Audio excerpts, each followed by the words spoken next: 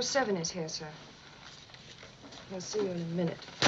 Moneypenny. The character of Miss Moneypenny is a unique fixture in the James Bond universe, emerging as a symbol of loyalty, wit, and understated complexity across more than 70 years of literary and cinematic history.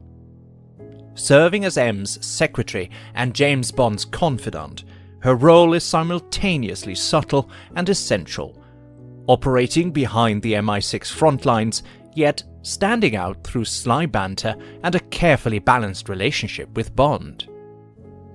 Through the novels and the films, Moneypenny's significance has gradually evolved, from Fleming's original background figure to a touchstone of the franchise, reflecting changes in gender politics, workplace dynamics, and narrative priorities within spy fiction.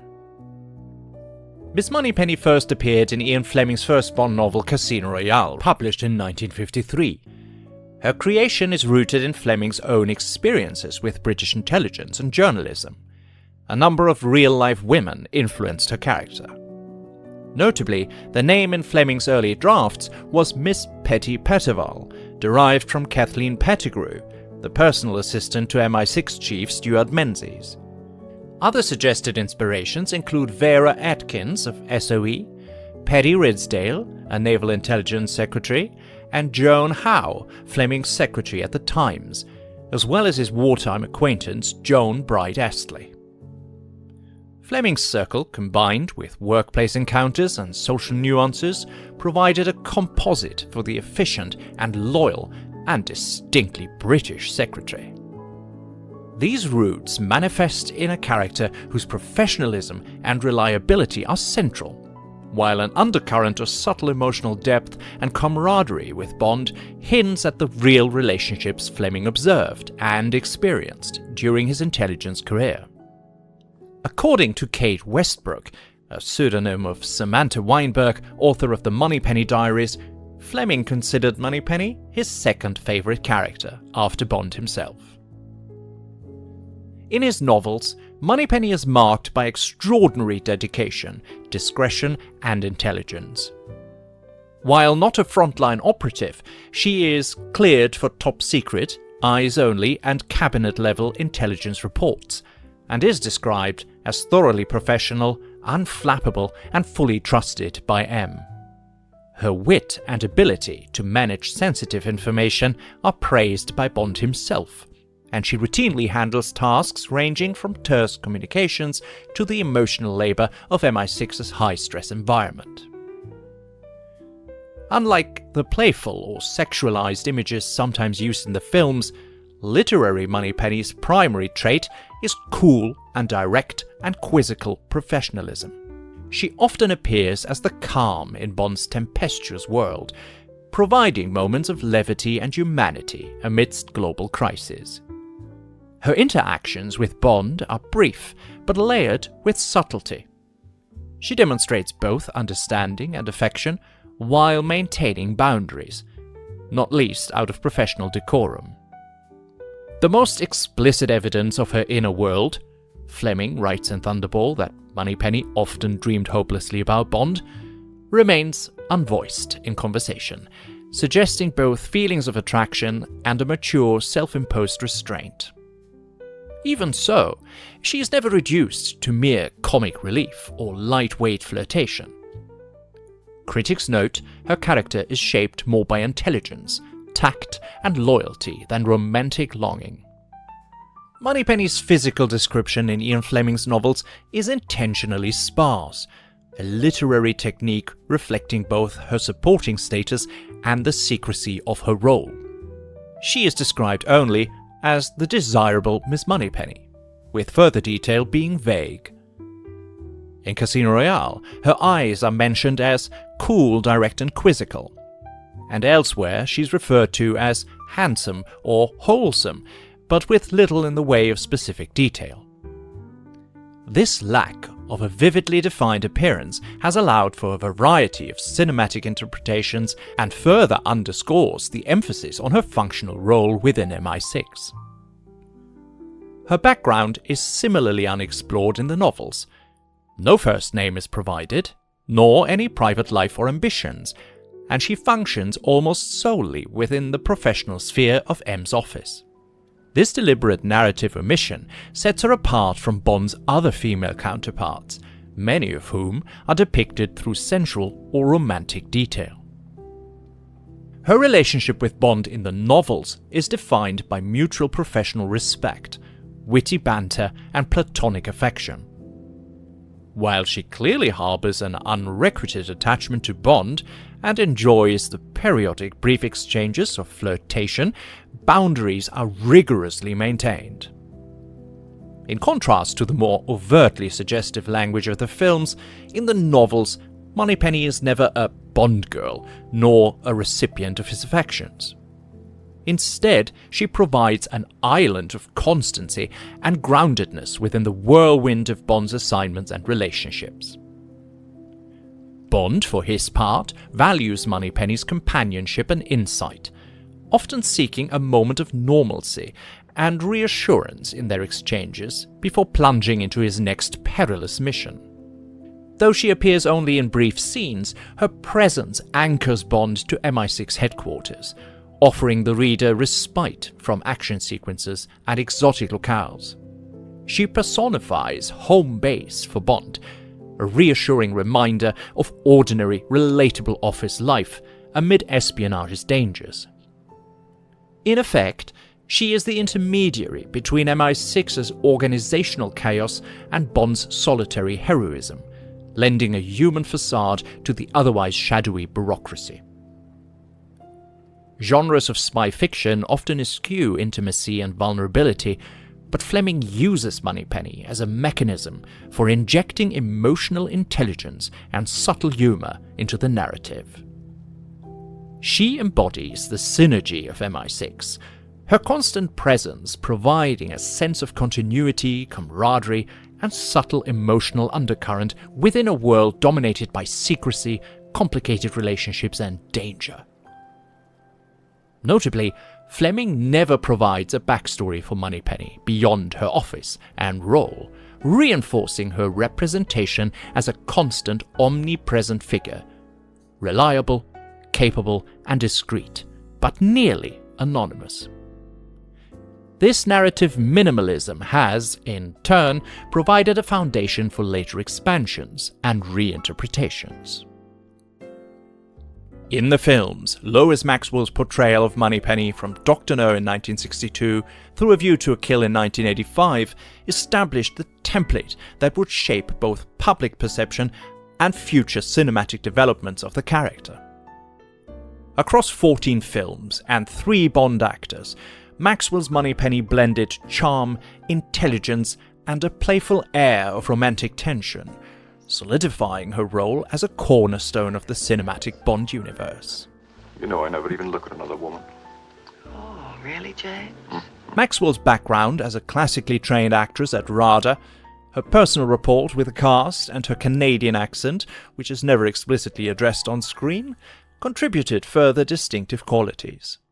She played Moneypenny as an able officer, but foregrounded the office dynamic, a mix of flirtation, gentle rivalry, and mutual loyalty with Bond. Thank you. Goodbye, James. Or should I say, ciao, bello? The hallmark of Maxwell's tenure was the now iconic repartee. Each Bond film's M's office scene became a ritual. Bond arrives, encounters Moneypenny, exchanges a volley of witty, innuendo-laden banter, and departs for his briefing with M. Fell out of an airplane without a parachute. Who's in that? Q and the Minister of Defense. You don't believe me, do you? And you should go right in. Yes, Moneypenny. Maxwell's delivery made these exchanges a high point of recurring affection for audiences. While some early exchanges play more heavily on sexual innuendo, such as caresses, secretive discussions of evenings together, or comic laments about missed opportunities, there remained a line of professionalism, never crossed for narrative or comedic purposes. Moneypenny, you are better than a computer. In all sorts of ways. But you never take advantage of them. Miss Moneypenny, Yes, sir. Despite the apparent romantic overtones, Moneypenny was never written as one of Bond's lovers. Indeed, Bond jokes about misuse of government property as an obstacle to romantic engagement. You never take me to dinner, period. I would, you know. Only Anne would have me court-martialed for illegal use of government property. Flattery will get you nowhere, but don't stop trying. This ambiguity, both distant and yet emotionally intimate, became a defining feature of Maxwell's Moneypenny, and part of the larger Bond myth. Maxwell's Moneypenny was emotionally invested in Bond, evident in scenes expressing quiet concern or veiled disappointment, notably her tears at Bond's wedding in On Her Majesty's Secret Service. Miss Moneypenny, what would you do without me? I always cry at weddings. This depth endears her to audiences, distinguishing her from the revolving door of Bond girls and anchoring her as a surrogate colleague, confidant, and, in some interpretations, the only woman Bond truly confides in. With time, the exchange of flirtation matured. As Bond aged, especially in the later Moore films, the dynamic shifted from sexual tension to a more witty and loyal friendship. As some critics have observed, Maxwell's portrayal allowed the character to age with Bond, reflecting a visible and relatable progression in their dynamic. James, Moneypenny, a feast for my eyes. what about the rest of you? Well, I was going to get around to that. Well, you'd better go in. M's on leave, and the minister's arrived here with the chief of staff and wants to see you immediately. I'll be right back. I can hardly wait. Oh, haven't you forgotten something? Oh, well, as M's away.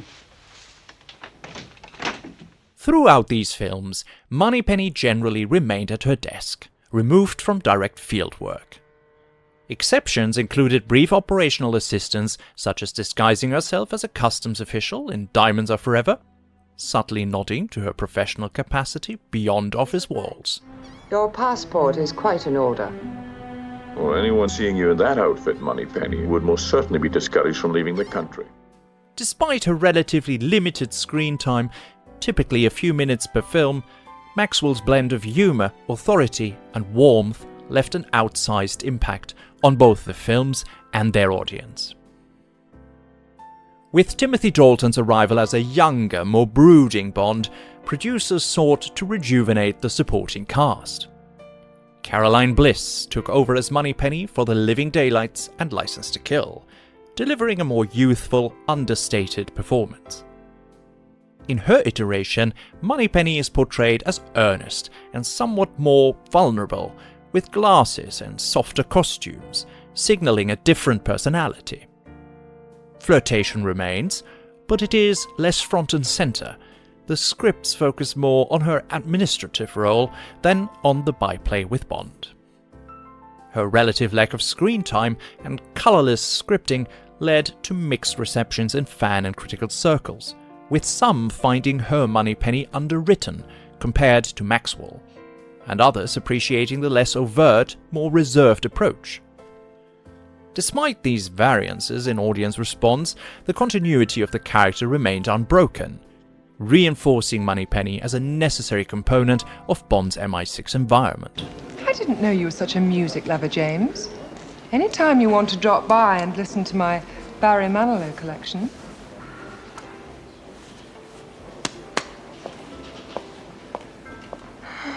The arrival of Pierce Brosnan's Bond in GoldenEye brought Samantha Bond into the role. With a deliberate nod to contemporary workplace gender dynamics, this Moneypenny is bolder in her wit, quick to point out issues like sexual harassment, and more self-assured in managing Bond's antics. What would I ever do without you? As far as I can remember, James, you've never had me. Hope springs eternal. You know, this sort of behavior could qualify as sexual harassment. Really? What's the penalty for that? Someday you have to make good on your innuendos. Brosnan's films, reflecting a more self-conscious and meta approach to Bond tropes, allowed Moneypenny to volley Bond's flirtation with sardonic wit and even a degree of detached amusement. She is, in many ways, the first cinematic Moneypenny as overtly autonomous, teasing Bond for his fame, occasionally expressing jealousy, like in The World Is Not Enough, and even fantasizing about a romantic encounter, albeit in a virtual reality simulation in Die Another Day. I was, just testing it out. That's rather hard, isn't it? Yes. Very. Despite this evolution, Samantha Bond herself later described the part as the smallest she ever played, emphasizing that its cultural weight outweighed its narrative size, a testament to how the character's importance persists in the franchise regardless of actual screen time. Story of our relationship. Close, but no cigar. I hate to tear you away from affairs of state, 007. Would you mind coming in? After a 2-film absence in the initial Daniel Craig outings, the character of Moneypenny underwent categorical reinvention with Naomi Harris's portrayal in Skyfall, Spectre, and No Time to Die. Crucially, this Moneypenny is introduced not as a secretary, but as a field agent participating directly in Bond's mission in Turkey, a radical departure from previous iterations, both literary and cinematic. After a critical misstep, accidentally shooting Bond at M's order, Eve Moneypenny is grounded and ultimately transitions into the familiar secretary role by film's end, but with much more narrative agency and psychological depth.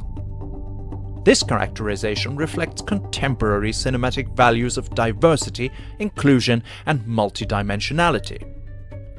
Harris's Moneypenny is the first black actress in the role, and the first to explicitly begin in active fieldwork, before choosing a desk-based role as a deliberate decision, rather than a passive assignment. Well, my name's Eve. Eve Moneypenny. Director Sam Mendes and producer Barbara Broccoli emphasized that the character was reimagined to be behind a desk because she chose to be, aligning with modern feminism and the desire for a Moneypenny who was Bond's professional equal and not simply a fixture of the office. Mendes has noted the challenge of casting the role to match Daniel Craig's physical and emotional intensity, ultimately lauding Harris for bringing grace and patience, as well as unconventional energy to the part. I think you've got a secret. And it's something you won't tell anyone. Because you don't trust anyone. Harris's Moneypenny is characterized by capability, intelligence, and a nuanced view of her relationship with Bond. The romantic undertones are present, most notably in the famous shaving scene in Skyfall, where suggestive intimacy is implied but not confirmed. Interviews with Harris confirm that neither she nor Bond ever truly crossed the line, a stance reflecting enduring professional codes but also opening the door to contemporary speculation and narrative flexibility. This is the tricky part. In the subsequent films, Moneypenny has supporting action roles, assisting Bond in his rogue missions, decrypting classified materials, acting as an unwavering support both inside and outside MI6, and collaborating with Q and others as part of the modern team-centric MI6 narrative. Harris's Moneypenny is also more explicitly involved in the narrative's emotional core. After Bond's death in No Time to Die, she is seen raising a glass with M, symbolizing her status as an integral member of the family Bond developed across the Craig era. Moneypenny's enduring function in the Bond universe is narrative anchoring, a rare constant in a cinematic and literary world otherwise marked by shifting actors, settings, and geopolitical backdrops. The Bond-Moneypenny relationship is critical to Bond's own character development. The witty, sometimes barbed, always fond exchanges between the two allow viewers and readers to see Bond's softer, more humorous side. Moneypenny is one of the few people in Bond's sphere who can challenge, tease, and cut him down to size without fear, providing both Bond and the audience occasional relief from the emotional and physical danger of the field. Miss Moneypenny, Give 007 the password we've agreed with Japanese SIS. Yes, sir. We tried to think of something that you wouldn't forget. Yes. I love you. Repeat it, please, to make sure you get it. Don't worry. I get it. In Fleming's novels, she similarly offers brief moments of emotional reprieve. Sometimes scolding Bond over his smoking or drinking, sometimes listening with empathy, always reminding him and the reader of the personal cost and loneliness inherent in spy work. There is a persistent undercurrent of what if in Moneypenny's narrative existence. What if she or Bond crossed the professional line? What if she became more than a secretary? What if her competence was formally recognized? This tension, rarely consummated but continuously present, serves not only as audience titillation, but as commentary on workplace hierarchies, gender roles, and the sacrifices entailed in intelligence work. Moneypenny's role continually reflects shifts in gender politics, feminism, and workplace culture. Initially embodying mid-century archetypes of the loyal secretary, she gradually transitions into a symbol of female independence, autonomy, and professional aspiration, particularly in the Samantha Bond and Naomi Harris eras, as she explicitly challenges Bond's flirtatiousness and chooses her professional path. Her standing as a pop culture archetype has also transcended the Bond universe. The Moneypenny meaning has become shorthand for efficiency, loyalty, and competence in administrative roles, and her name has even been adopted by professional services and virtual receptionist companies. Decades beyond her origin, Miss Moneypenny has achieved rarefied status, a character known by name across multiple generations and referenced as a paragon of reliability, discretion, and professionalism in both pop culture and the real-world workplace. Her name is invoked for secretarial excellence in multiple industries, and her persona is invoked in legal debates concerning intellectual property and branding rights. Her scenes in Bond films are often cited as audience favorites, sometimes as much for what they represent, emotional realism, workplace camaraderie, as for their individual content. Miss Moneypenny's four-dimensional journey, from ephemeral literary secretary to cultural icon, mirrors the complexities and transformations of both the James Bond franchise and broader societal values. In print and on screen, she has served simultaneously as anchor, confidant, comic relief, and distant romantic foil, stroking the tensions between fantasy and realism, duty and desire. Through permutations in casting, scripting, and feminist critique, Moneypenny endures because she transforms. She is as much a symbol of past conventions as a harbinger of future possibilities. Her subtle narrative power, enduring fan attachment, and flexibility of interpretation suggest that as long as James Bond is reimagined, reinvented, and revived, Moneypenny will continue to occupy her own indispensable place at MI6 and in the collective imagination. Thank you. Goodbye, James.